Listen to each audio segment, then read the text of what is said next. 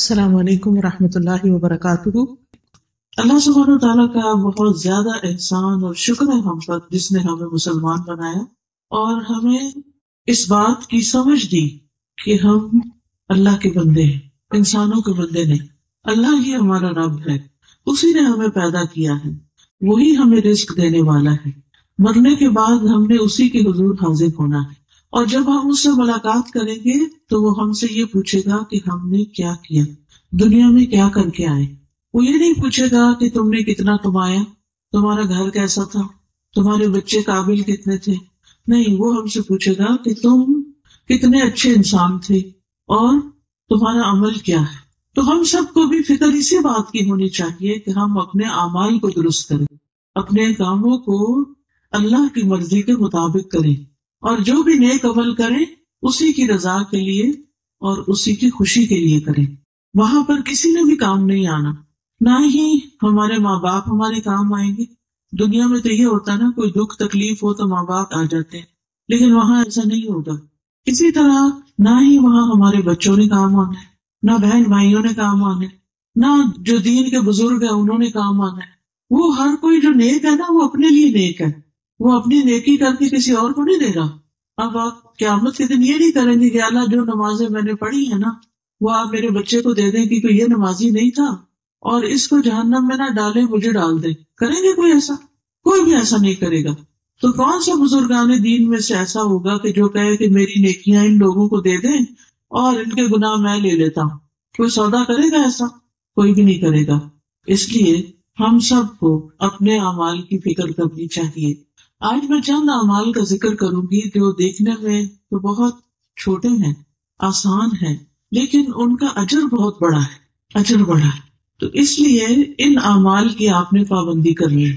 سب سے پہلی چیز، پاک صاف ہونے کے لیے وضو کرنا، نماز کے لیے وضو، ویسے اگر ہو سکے تو دن میں جتنا بھی وضو رکھ سکے۔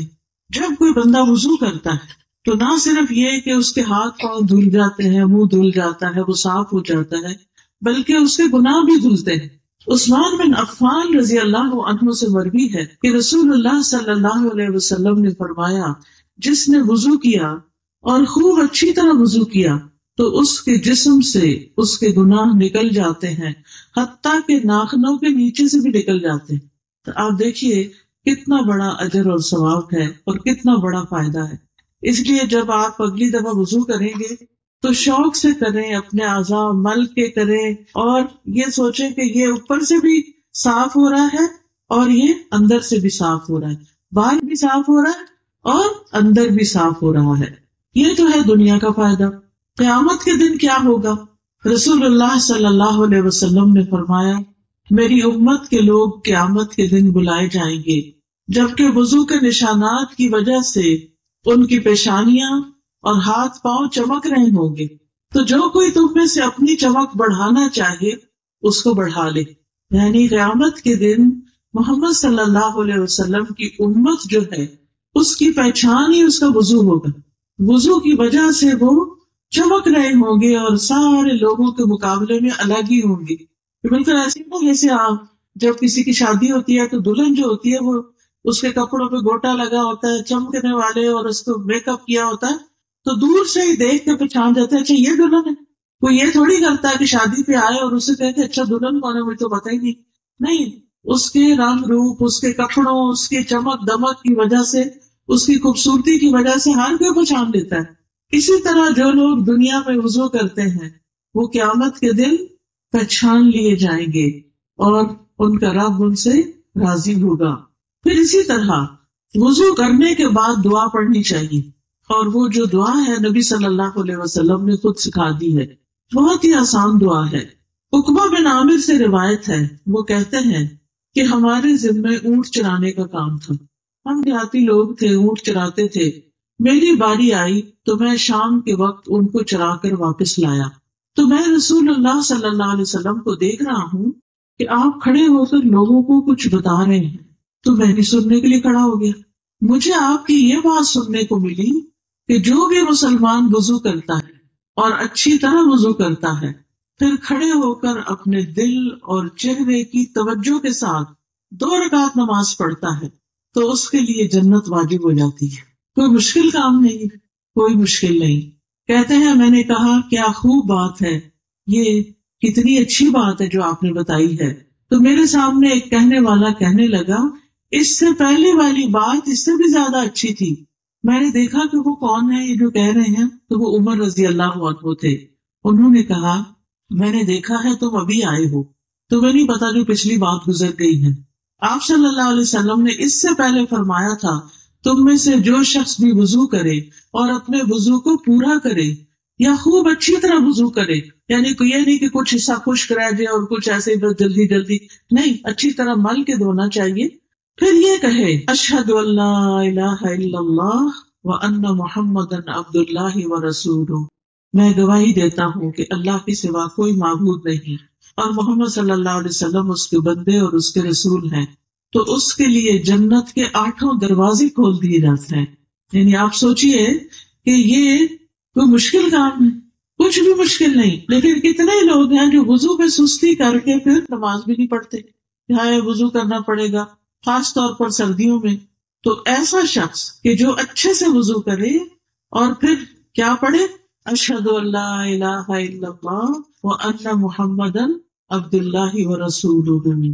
اسی طرح ایک اور دعا بھی ہے سبحانک اللہم ربنا وبحمدک اشہد ان لا الہ الا اللہ واشہد ان محمد رسول اللہ. تو اصل میں کلمہ شہادت پڑھنا ہے، سیدھی سی بات ہے. کیا پڑھنا ہے؟ کلمہ شہادت پڑھنا ہے. کب پڑھنا ہے؟ وضو کے بعد. تو اس کے لیے جنت کے 8 دروازے کھول دیے جاتے ہیں کہ جس میں سے چاہے وہ داخل ہو جائے. اب وہ اس کی مرضی ہے کہ کس میں سے داخل ہونا پسند کرتا ہے. تو پیاری بہنوں، اصل بات یہ ہے کہ ہم نیت کر لیں، ارادہ کر لیں کہ ہم نے وضو بھی کرنا ہے اور نماز بھی پڑھنی ہے اور اللہ کے ایک ہونے کی گواہی دینی ہے. یعنی وہی ہمارا الہ ہے، وہی ہمارا رب ہے، وہی ہمارا معبود ہے. اسی کی عبادت، اسی کے لیے نماز، اسی کے لیے روزہ، اسی کے لیے قربانی، اسی کے لیے ہمارا صدقہ خیرات، اسی کے لیے ہمارے سب کام. ہم کسی کے ساتھ بھی جو اچھا کرتے ہیں وہ سارے کا سارا اللہ کی خاطر کرتے ہیں، کسی پر احسان نہیں چڑھاتے. پھر اسی طرح یہ ہے ایک اور آسان عمل ہے جو ہم اپنے بچوں کو سکھا سکتے ہیں، وہ ہے اذان دینا. اذان سکھائیں اپنے بچوں کو.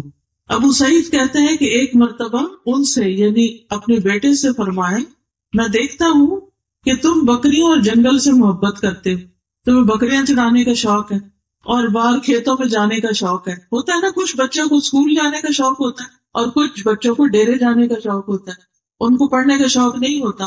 تو کہتے ہیں کہ ٹھیک ہے تم جاؤ وہی کام کرو. اس لیے جب بھی تم اپنی بکریوں یا جنگل میں رہو اور نماز کے لیے اذان دو تو بلند آواز سے دیا کرو، اس لیے کہ مؤذن کی آواز کوئی بھی جن یا انسان یا جو بھی کوئی مخلوق سنے گی وہ اس کے لیے قیامت کے دن گواہی دے گا.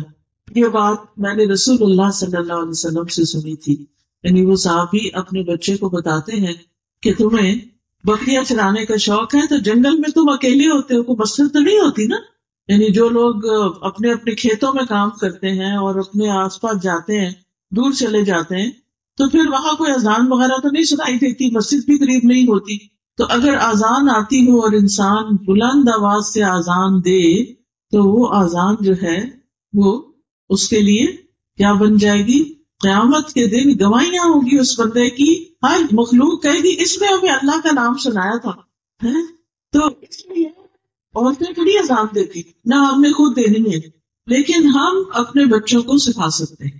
اگر آپ اسکول ٹیچر ہیں تو اسکول میں بچوں کے درمیان اذان کا مقابلہ کروائیں. آپ دیکھیں اسکولوں میں مختلف طرح کے فنکشن ہوتے رہتے ہیں، اس میں نظموں کے مقابلے، اور اب تو افسوس کے ساتھ کہنا پڑتا ہے کہ گانوں کے مقابلے اور پتہ نہیں کس کس چیز کے کرتے رہتے ہیں. لیکن اللہ کا نام بلند کرنا اذان کیا ہے؟ اللہ اکبر، اللہ سب سے بڑا ہے، اللہ اکبر، اللہ سب سے بڑا ہے. تو یہ اتنا بڑا اللہ کا نام بلند کرنا جو ہے یہ کوئی معمولی بات نہیں ہے. لیکن آپ دیکھیں کہ اب بچوں کو اذان بھی پوری نہیں آتی ہوتی اور آیت الکرسی بھی نہیں آتی اور دعائے قنوت بھی نہیں آتی. تو ہم کس طرح کے مسلمان گھرانے ہیں کہ ہمارے بچوں کو دین کی بنیادی چیز بھی نہ آئے؟ اگر ان کو نہیں آئے گی تو یہ اپنے آگے بچوں کو کیسے سکھائیں گے؟ تو اس لیے جو ٹیچرز یہاں بیٹھی ہیں جو آگے اسکولوں میں پڑھاتی ہیں ان کو چاہیے کہ اپنی اپنی کلاس کے بچوں کو سکھائیں اور ان کا مقابلہ کرائیں اور اس پر انعام دیں، اور اس پر ان کو بھی اجر ملے گا کیونکہ آپ نے ان کو سکھایا۔ اور اس کے لیے آپ طریقہ یہ کر سکتے ہیں کہ جیسے نیٹ سے یا وہ آڈیو میں جو اچھی اچھی اذانیں ہیں، جیسے سعودی عرب کی اذان ہے یا مدینہ کی اذان ہے یا اور اچھی اذانیں، وہ بچوں کو سنا کے اس کی ٹیون بھی یاد کروائیں کہ اسی طرح خوب اچھی طرح بلند آواز سے بہترین اذان دیں کہ جو دل میں اتر جائے۔ حضرت بلال رضی اللہ عنہ جو تھے وہ اذان دینے کی وجہ سے بھی مشہور تھے، یعنی نبی صلی اللہ علیہ وسلم کے مؤذن تھے۔ پھر اس کے بعد یہ ہے کہ نماز پڑھنا۔ اب دیکھیں نماز پڑھنا کچھ لوگوں کو بڑا ہی بھاری لگتا ہے، نماز بہت بڑی چیز ہے، لیکن ان لوگوں پہ بالکل بھاری نہیں جو اللہ سے ڈرتے ہیں، ان کے لیے یہ آسان چیز ہے۔ تو آپ دیکھیے نماز سے انسان کے گناہ مٹ جاتے ہیں۔ ہم انسان ہیں نا، ہم کمزور ہیں، کبھی ہم سے کوئی غلطی ہو جاتی ہے، کبھی کوئی غلطی ہو جاتی ہے، تو پھر اس کی وجہ سے ہم پریشان رہتے ہیں کہ میرے سے یہ گناہ ہو گیا، میرے سے قصور ہو گیا، پتہ نہیں اللہ تعالیٰ معاف کرے گا یا نہیں۔ شیطان بھی دل میں وسوسے ڈالتا ہے، تو ایسی صورت میں انسان کو کیا کرنا چاہیے؟ نماز پڑھ لینی چاہیے۔ رسول اللہ صلی اللہ علیہ وسلم نے فرمایا جب صلی اللہ علیہ وسلم آئے نا تو سب کو کہنا چاہیے، کیونکہ اس سے بڑا کوئی بخیل نہیں کہ جو نبی صلی اللہ علیہ وسلم کا نام سنے اور درود نہ پڑھے۔ سب کو درود پڑھنا چاہیے، ٹھیک ہے نا؟ ایک دفعہ درود پڑھنے سے کیا فائدہ ہوتا ہے؟ 10 رحمتیں نازل ہوتی ہیں، تو آپ کو رحمتیں نہیں چاہیے؟ ہم سب کو رحمتیں چاہیے، تو اس کے لیے ہمیں کبھی بھی نبی صلی اللہ علیہ وسلم کا نام آئے تو درود بھولنا نہیں چاہیے، ٹھیک ہے؟ تو رسول اللہ صلی اللہ علیہ وسلم نے فرمایا جب بندہ وضو کرتا ہے اور اپنا وضو مکمل کر کے اپنی نماز شروع کرتا ہے اور اپنی نماز مکمل کرتا ہے تو اپنی نماز سے ایسے نکلتا ہے جیسے ماں کے پیٹ سے پاک نکلا تھا گناہوں سے۔ اس طرح انسان گناہوں سے پاک ہو جاتا ہے۔ رسول اللہ صلی اللہ علیہ وسلم نے فرمایا بندہ جب نماز کے لیے کھڑا ہوتا ہے اس کے سارے گناہ لا کے اس کے کندھے پر رکھ دیتے ہیں، یعنی فرشتے اس کے گناہ جو ہے کندھے کے اوپر رکھ دیتے ہیں، تو جب بھی وہ رکوع کرتا ہے یا سجدہ کرتا ہے تو اس کے گناہ اس سے گر جاتے ہیں۔ ہر سجدے پہ انسان کا درجہ بلند ہوتا ہے، اونچا سے اونچا چلا جاتا ہے اور گناہ معاف ہوتے ہیں۔ نبی صلی اللہ علیہ وسلم نے یہ فرمایا تھا اپنے ایک صحابی کو، تم اللہ کے لیے کثرت سے سجدے کیا کرو، کیونکہ تم اللہ کے لیے جو بھی سجدہ کرو گے اللہ اس کے نتیجے میں تمہارا درجہ ضرور بلند کرے گا اور اس کے ذریعے تمہارا کوئی گناہ معاف کر دے گا۔ تو اس لیے خوشی سے نماز پڑھنی چاہیے، نماز میں سستی نہیں کرنی چاہیے۔ ہمیں نہیں پتا ہماری موت کب آ جائے۔ آج کل آپ دیکھیں کتنے لوگ ہارٹ اٹیک سے فوت ہو جاتے ہیں، کچھ لوگ ایکسیڈنٹ میں فوت ہو جاتے ہیں، اچانک موتیں جو آتی ہیں، تو ہمیں نہیں پتا کہ ہم نے دنیا سے کب چلے جانا ہے، تو بے نماز ہو کے نہ جائیں۔ اللہ ہمیں بھی، ہمارے بچوں کو، ہسبینڈ، بہن بھائیوں، رشتے داروں، اللہ تو سب کو توفیق دے، سب کو نمازی بنا دے، کیونکہ نماز مومن کی آنکھوں کی ٹھنڈک ہوتی ہے۔ فجر کی 2 رکعتیں ہیں، یعنی 2 سنتیں اور 2 فرض ہیں۔ حدیث میں آتا ہے نبی صلی اللہ علیہ وسلم نے فرمایا فجر سے پہلے کی 2 رکعتیں سنت جو ہیں دنیا اور جو کچھ اس میں ہے اس سے زیادہ بہتر ہے، ان سے زیادہ قیمتی ہے۔ دنیا میں کیا کیا ہے؟ مال، دولت، اولاد، گھر بار، گاڑیاں، کارخانے، کھیت، فصل، ملیں، سب کچھ۔ فرمایا یہ 2 رکعتیں سب سے بہتر ہیں۔ تو آپ سوچئے کہ ہم ان چیزوں کے لیے کتنی بھاگ دوڑ کرتے ہیں کہ یہ مل جائے، وہ مل جائے، اب یہ مسئلہ حل ہو جائے، اب یہ، لیکن 2 رکعت اس سے زیادہ قیمتی ہیں جو کل قیامت کو آپ کو ان کا بدلہ ملنے والا ہے۔ پھر اسی طرح دن میں جو 12 سنتیں پوری کرتا ہے، 2 سنت فجر کی، 4 سنت اور 2 سنت ظہر کی، اور 2 سنت مغرب کی، 2 سنت عشاء کی، اس کے لیے جنت میں گھر بن جاتا ہے۔ پھر اسی طرح چاشت کی 2 رکعتیں جو ہیں، یعنی جو اشراق کی چاشت آپ پڑھتے ہیں، سارے جسم کے جوڑوں کا صدقہ۔ ہر انسان روزانہ جب صبح اٹھتا ہے تو اس کے اوپر صدقہ واجب ہو چکا ہوتا ہے، تو جب انسان یہ 2 نفل پڑھتا ہے تو اس کا صدقہ ادا ہو جاتا ہے، تو اس کی گردن آزاد ہو جاتی ہے۔ پھر اسی طرح اگر مرد حضرات جماعت سے نماز پڑھیں تو اس پر ان کو 27 گنا زیادہ ثواب ملتا ہے مسجد جانے کا۔ اور پھر آپ دیکھیں کہ عورت کے لیے گھر میں نماز پڑھنا زیادہ اجر و ثواب کا باعث ہے۔ اچھا، نماز کے بعد ہم فوراً اٹھنے کی کرتے ہیں، ادھر سلام پھیرا، ادھر فٹافٹ اٹھے، وہ بچے نے کچھ کر دیا، وہ ہنڈیاں جل گئی، وہ دروازے پہ کوئی آ گیا، یہ فون کی گھنٹی بج گئی، ہم پھر ذکر نہیں کرتے. تو آپ دیکھیے جب تک انسان نماز کے بعد مصلی پہ بیٹھتا ہے، جا نماز پہ بیٹھتا ہے، فرشتے اس کے لیے دعا کرتے رہتے ہیں. فرشتوں کی دعائیں ملتی ہیں اس کو. یہ معمولی چیز ہے. آپ لوگوں کی منتیں کرتے ہیں ہمارے لیے دعا کر دیں، ہمارے لیے یہ مسئلہ ہے ہمارا.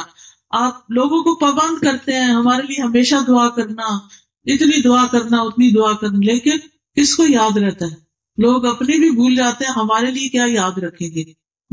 تو آپ دیکھیے کہ جب کوئی شخص مصلی پہ بیٹھ کے ذکر اذکار کرتا ہے نماز کے بعد تو اس کے لیے فرشتے دعا کرتے ہیں. نبی صلی اللہ علیہ وسلم نے فرمایا جب تک تم اپنے مصلی پر جہاں تم نے نماز پڑھی تھی بیٹھے رہو اور ہوا خارج نہ کرو، یعنی وضو نہ ٹوٹے، تو فرشتے دعا کرتے رہتے ہیں، کہتے ہیں اے اللہ اس کو بخش دے، اے اللہ اس پر رحم فرما. تو کتنی بڑی بخشش کی بات ہے، کتنے بڑے اعزاز کی بات ہے. پھر اسی طرح جمعے کا دن جو ہے وہ بھی خاص دن ہوتا ہے جس میں جمعہ پڑھا جاتا ہے مردوں کے لیے. پھر نماز جنازہ بھی اسی طرح بہت بڑی نیکی کا کام ہے. نبی صلی اللہ علیہ وسلم نے فرمایا جو شخص جنازے میں شریک رہا یہاں تک کہ نماز جنازہ ادا کر لی گئی تو اس کے لیے ایک قرات ہے، اور جو جنازے میں شریک رہا یہاں تک کہ میت کو دفن کر دیا گیا اس کے لیے 2 قرات ہیں.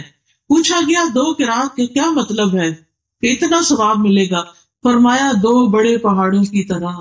جو کسی کے جنازے میں جاتا ہے اور پھر یعنی دفن تک شریک رہتا ہے تو اتنا بڑا اجر اس کو ملتا ہے. آپ سوچئے کہ ہمارے لیے کتنے بڑے موقع ہیں نیکیاں کمانے کے، لیکن ہم ان سے محروم رہ جاتے ہیں.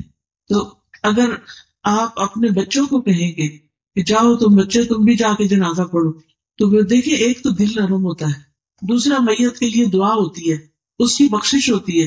آج اگر ہم کسی کے لیے دعا کریں گے تو کل کوئی ہمارے لیے بھی کرے گا. دیکھیں نا، جو نیکی کرتا ہے کسی کے ساتھ احسان کرتا ہے تو اسی کے لیے پھر خیر کے دروازے کھلتے ہیں نا. یہ تو نہیں ہو سکتا کہ آپ کسی کے لیے کچھ بھی نہ کریں اور لوگ ہی سب کچھ آپ کے لیے کریں. کوئی بھی تعلق جو ہوتا ہے وہ 2 طرفہ ہوتا ہے، کل بھلا وہ بھلا. آپ بھلا کریں گے تو آپ کے ساتھ بھلا ہوگا. پھر اسی طرح ایک اور آسان نیک کام ہے، وہ ہے مسجد بنانا یا مسجد کی طرف جانا.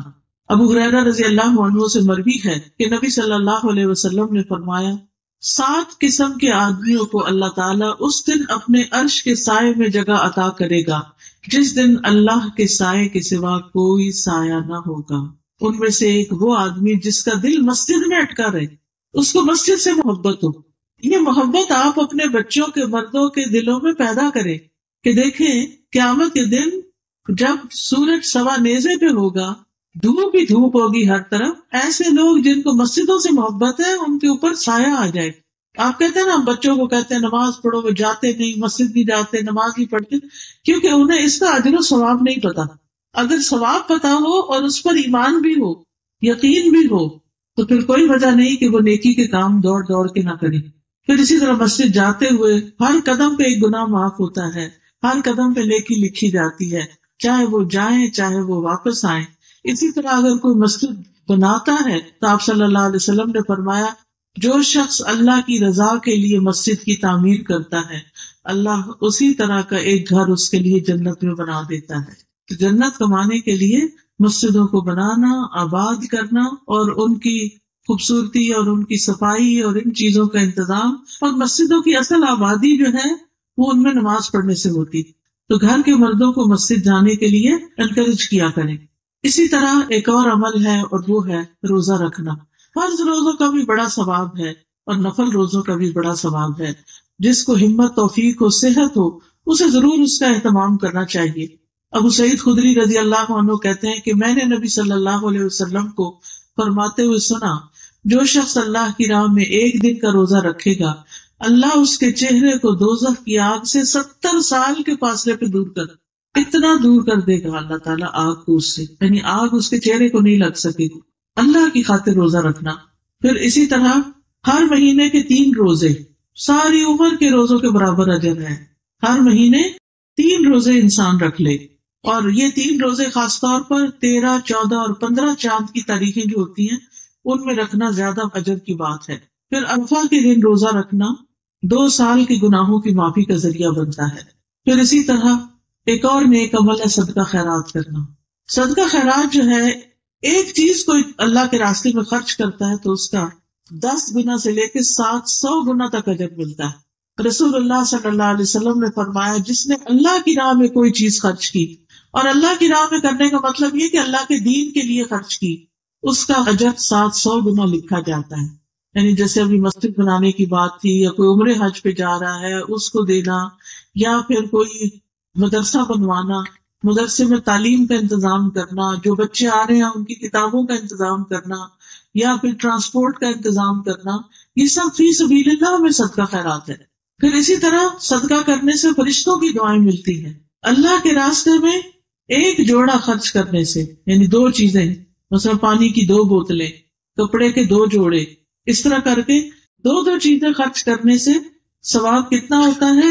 رسول اللہ صلی اللہ علیہ وسلم نے فرمایا، جس نے اللہ کی راہ میں ایک جوڑا خرچ کیا، اس کو جنت کے ہر دروازے سے خزانچی بلائیں گے، ادھر آؤ ادھر آؤ. یعنی کتنی اجر و ثواب کی بات ہے کہ انسان دنیا میں اس کے پاس کتنی چیزیں ہوتی ہیں، تو بعض اوقات ہوتا ہے نا، ایک ہم رکھ لیتے ہیں، ایک دے دیتے ہیں، تو اپنا دوسرے کا کچھ بنا نہ اپنا کچھ بنا. تو اس میں مثلا صرف قمیص دینے کی بجائے، یا کہ صرف شلوار دینے کی بجائے قمیص شلوار کا جوڑا بنا کے دیں، یا ایک بکری، مثلا ایک نر بکری ایک مادہ بکری ہے، تو ایک بکری دینے کی بجائے 2 بکریاں دیں، 2 مرغیاں دیں، ایک مرغا ایک مرغی. تو اس سے کیا فائدہ ہوگا؟ وہ اور زیادہ ان کے آگے چیزیں بڑھتی جائیں گی اور ان کو زیادہ فائدہ ہوگا. اگر ایک جوڑا بکری کا دیں گے تو ان کے بچے پیدا ہوں گے، تو ان کے غریبوں کا کچھ بن جائے گا. لیکن دیتے ہوئے احسان نہیں جتانا چاہیے، دکھاوا نہیں کرنا چاہیے. دیتے ہوئے دائیں ہاتھ سے بندہ دے تو بائیں کو پتہ نہ ہو، چھپا کے دینا چاہیے، صرف اللہ کی خاطر. کیونکہ یا اللہ، میں نے تیرے لیے دیا ہے، مجھے کسی انسان سے کچھ نہیں لینا دینا، میں نے صرف تجھ سے اس کا اجر لینا ہے. آپ دیکھیں کہ اللہ کے خزانے کتنے بڑے، پھر جو اجر وہ دے گا وہ کوئی اور دے ہی نہیں سکتا. حدیث میں آتا ہے کہ اللہ کے دونوں ہاتھ بھرے ہوئے ہیں، اور جب سے زمین و آسمان بنے وہ خرچ کر رہا ہے، اور اس میں رتی برابر بھی کمی نہیں ہوئی، وہ دے سکتا ہے. پھر ایک اور عمل یہ ہے، ہر وقت ذکر کرنا، اللہ کا ذکر اذکار کرنا. دیکھیں یہ چھوٹی چھوٹی نیکیاں ہیں جن کے کرنے میں کچھ مشکل نہیں ہوتی، لیکن انسان اپنے آخرت کے لیے تیاری کر رہا ہوتا ہے اور وہاں کے لیے اپنے خزانے بھر رہا ہوتا ہے. نبی صلی اللہ علیہ وسلم نے فرمایا، 2 کلمات ایسے ہیں جو زبان پہ بڑے ہلکے، میزان میں بڑے بھاری ہیں، اور رحمان کو بڑے پیارے ہیں، اور وہ ہے سبحان اللہ و بحمدہ، سبحان اللہ العظیم. پڑھیے سب، سبحان اللہ و بحمدہ، سبحان اللہ. پھر پڑھیے سبحان اللہ و بحمدہ، سبحان اللہ و بحمدہ، سبحان اللہ العظیم، سبحان اللہ و بحمدہ، سبحان اللہ العظیم. شاباش. پھر اسی طرح جنت کا خزانہ ہے، لا حول ولا قوت الا باللہ، لا حول ولا قوت الا باللہ، لا حول ولا قوت الا باللہ. اسی طرح ایک بار سبحان اللہ پڑھنے سے اور الحمدللہ پڑھنے سے زمین اور آسمان نیکیوں سے بھر جاتا ہے. اس لیے کوئی کام کر رہے ہوں، آپ کھانا پکا رہے ہیں، گھر کی صفائی کر رہے ہیں، کپڑے دھو رہے ہیں، زبان تو خالی ہے نا، تو آپ پڑھتے رہیں سبحان اللہ سبحان اللہ سبحان اللہ، الحمدللہ الحمدللہ الحمدللہ، پڑھتے جائیں پڑھتے جائیں پڑھتے جائیں. کیا مشکل ہے کوئی مشکل؟ کیا رکاوٹ ہے؟ کوئی رکاوٹ نہیں. ٹھیک ہے نا. پھر اسی طرح 100 بار سبحان اللہ و بحمدہ کہنے سے سارے گناہ معاف ہو جاتے ہیں. ابو ہریرہ رضی اللہ عنہ سے روایت ہے کہ رسول اللہ صلی اللہ علیہ وسلم نے فرمایا، جو شخص 100 بار سبحان اللہ و بحمدہ کہے اس کے گناہ معاف ہو جائیں گے، اگرچہ سمندر کی جھاگ برابری کیوں نہ ہو. پڑھیے سبحان اللہ و بحمدہ، سبحان اللہ و بحمدہ، سبحان اللہ و بحمدہ، سبحان اللہ و بحمدہ، سبحان اللہ و بحمدہ. اسی طرح جو بندہ 100 دفعہ یہ کلمہ پڑھے دن میں، لا الہ الا اللہ وحدہ لا شریک لہ، لہ الملک و لہ الحمد وہو علی کل شیء قدیر، تو اس کو 10 غلام آزاد کرنے کے برابر ثواب ملے گا. 100 نیکیاں اس کے نامہ اعمال میں لکھی جائیں گی، 100 برائیاں مٹا دی جائیں گی، وہ سارا دن شیطان سے محفوظ رہے گا. کوئی شخص اس سے بہتر عمل لے کر نہیں آئے گا. ہاں جو اس سے بھی زیادہ اس کو پڑھے اس کا عمل اور زیادہ ہے. پھر ایک بار درود شریف پڑھنے سے 10 رحمتیں ملتی، اور جمعے کے دن خاص طور پر زیادہ درود پڑھنا چاہیے۔ ہر کام شروع کرنے سے پہلے بسم اللہ پڑھنے سے انسان اللہ کی پناہ میں آ جاتا ہے، شیطان سے محفوظ ہو جاتا ہے۔ پھر رات کو سوتے وقت کیا پڑھنا چاہیے؟ 33 بار سبحان اللہ، 33 بار الحمدللہ، 34 بار اللہ اکبر۔ آپ کی انشاءاللہ صحت اچھی رہے گی، طاقت رہے گی، تھکاوٹ دن بھر کی اتر جائے گی، نیند بھی اچھی آئے گی۔ رات کو جب آنکھ کھلے تو اس وقت بھی پڑھے لا الہ الا اللہ وحدہ لا شریک لہ لہ الملک ولہ الحمد وہو علی کل شیء قدیر الحمدللہ وسبحان اللہ ولا الہ الا اللہ واللہ اکبر ولا حول ولا قوۃ الا باللہ۔ پھر نماز کے بعد تسبیحات پڑھنے سے گناہ معاف ہو جاتے ہیں۔ ہر نماز کے بعد آیت الکرسی پڑھنے سے جنت میں داخلہ ملتا ہے۔ پھر اسی طرح اذان کے بعد دعا کرنے سے دعا قبول ہوتی ہے۔ کھانا کھا کر دعا کرے انسان تو بھی بندے کے گناہ معاف ہوتے ہیں۔ تو ہمیں ذکر کرنا چاہیے۔ یہ ایک چھوٹا سا کارڈ ہے ذکر الہی، اس میں مختلف ذکر یہ جو میں نے آپ کو بتائے ہیں یہ لکھے ہوئے ہیں، اور یہ بھی بتایا ہے کہ مثلاً 1 منٹ میں آپ کتنی دفعہ پڑھ سکتے ہیں۔ تو بعض اوقات ایسا ہوتا ہے نا، ہاتھ بندے بھی ہوتا ہے، نہیں گن سکتے، لیکن آپ ٹائم دیکھ سکتے ہیں، اچھا 5 منٹ ہو گئے، اس کا مطلب میرا 100 پورا ہو گیا۔ پھر اگر کوئی بیمار ہے تو پوچھتے ہیں لوگ بیمار ہے کیا پڑھیں، تو اس کے لیے یہ آیات شفا ہے قرآن سے، نبی صلی اللہ علیہ وسلم نے جو بیماری کے نسخے بتائے ہیں۔ پھر گناہ جو ہوتے ہیں نا وہ ہمارے کاموں میں رکاوٹ ڈال دیتے ہیں، تو گناہوں کی معافی کے لیے یہ استغفار کا کارڈ ہے۔ پھر اسی طرح ہمیں کبھی خوف آتا ہے، پریشانیاں رہتی ہیں، پتہ نہیں ہمارا کیا بنے گا، پتہ نہیں یہ کام ہوگا نہیں ہوگا، تو یہ رات بھر حفاظت کے لیے، دشمنوں وغیرہ سے، ہر قسم کے شر سے بچنے کے لیے، دشمن کے شر سے بچنے کے لیے یہ کارڈ ہے حفاظت کی دعاؤں کا۔ تو یہ اس میں سے دیکھ کے پڑھ لیں، اپنے بیگ میں بھی رکھ لیں، جہاں موقع ملے اپنا پڑھ لیں۔ اسی طرح کچھ لوگوں کو ڈپریشن ہوتا ہے، دل پریشان رہتا ہے ہر وقت، تو ان کو تسبیحات بہت پڑھنی چاہیے۔ تو یہ کارڈ اگر آپ کے پاس ہو تو ہر روز بیٹھ کے یہ تسبیحات پڑھ لیں، انشاءاللہ آپ کا ڈپریشن دور ہو جائے گا۔ پھر اسی طرح ایک کہانیوں کی کتاب ہے حسن انجام، یہ کچھ لوگوں کے زندگی کے آخری لمحات کے بارے میں لکھا ہوا ہے کہ ان کی موت کیسے آئی، اچھے لوگوں کی موت کیسے آئی ہے، ویسے کس طرح آئی۔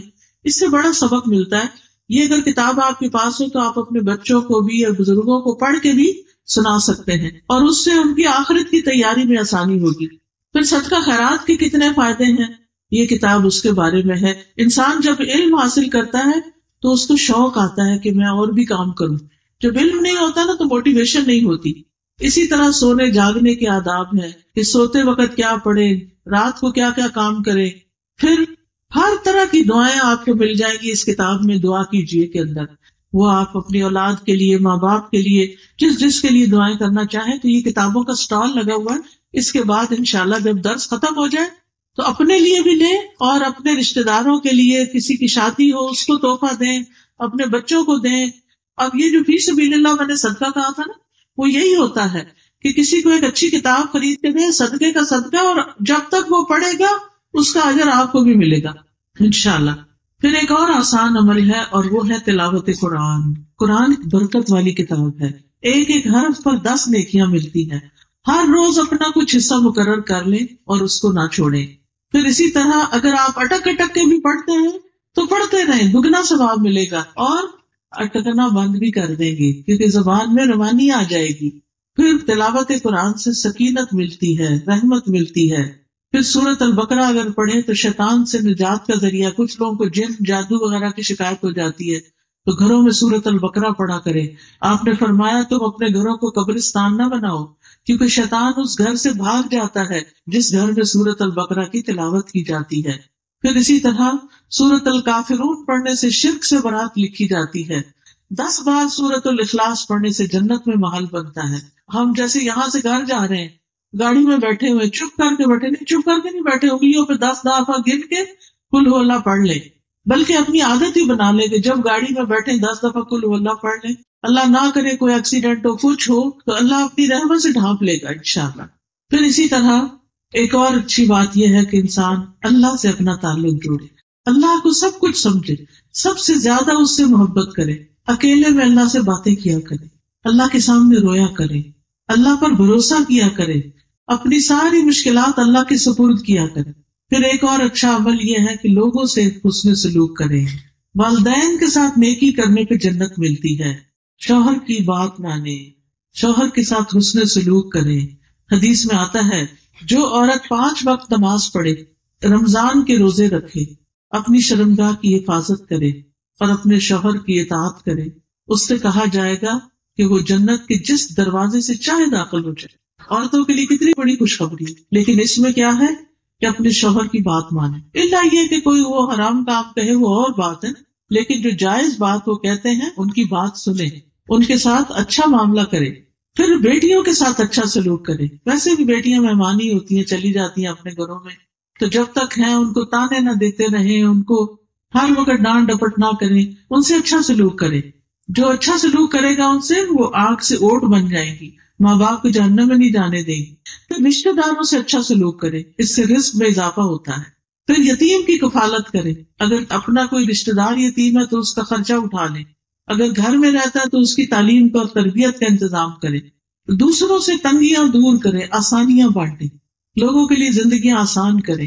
کسی کا قرضہ چکا کے، کسی کے بچے کا بوجھ اٹھا کے، کسی بیمار کا علاج کروا کے. پھر مریض کی عادت کرنے سے 70,000 فرشتوں کی دعائیں ملتی. اگر کوئی رشتے دار بیمار ہے یا کوئی ہسپتال میں ہے، اس کو پتہ لینے جائیں. پھر اسی طرح اپنے بہن بھائیوں سب کے لیے اس کی غیر موجودگی میں دعائیں کریں.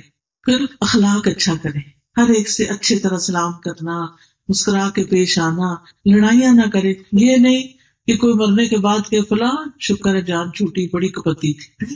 نہیں، بہت اچھا اخلاق ہو، یعنی لڑاکا نہ ہو انسان، بلکہ دوسروں کو معاف کر دے، آرام سے بات کرے. اچھے اخلاق کی وجہ سے انسان روزہ رکھنے اور رات کو تہجد پڑھنے سے بھی زیادہ آگے نکل جاتا ہے.